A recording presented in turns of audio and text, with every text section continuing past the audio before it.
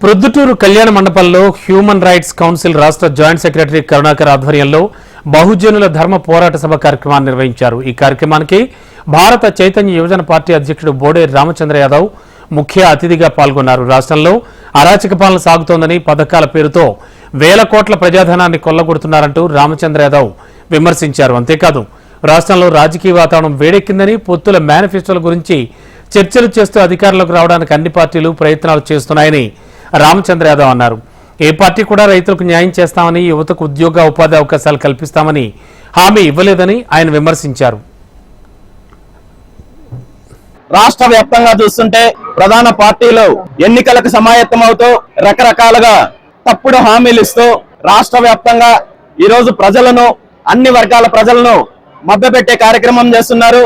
మరీ ముఖ్యంగా ఈ రాష్ట్రంలో రైతులకు గాని, యువతకు గాని, మహిళలకు గాని, అంతేకాకుండా ఆంధ్రప్రదేశ్ రాష్ట్రంలో 100-80% పైగా ఉన్న బలహీన వర్గాలకు ఇప్పటి వరకు వచ్చిన ఏ ఒక్క ప్రభుత్వము న్యాయం చేయకపోగా, ఈ వర్గాల అభివృద్ధి కోసం కృషి చేయకపోగా వీళ్ళని అడ్డం పెట్టుకొని వేల కోట్ల రూపాయలు, లక్షల కోట్ల రూపాయలు అవినీతి చేసి కేవలం కొన్ని కుటుంబాలు, ఆ కుటుంబాల కోటరీలు ఈ రాష్ట్రాన్ని లూటీ చేసే కార్యక్రమం జరుగుతోంది। ఈ రాష్ట్రంలో ఏ పార్టీ అధికారంలోకి వచ్చినా బలహీన వర్గాల ప్రజలు కావచ్చు, అదేవిధంగా బీసీలు, ఎస్సీ, ఎస్టీ, మైనారిటీ వర్గాలు కావచ్చు, అన్ని రకాలుగా అన్యాయం జరుగుతోంది।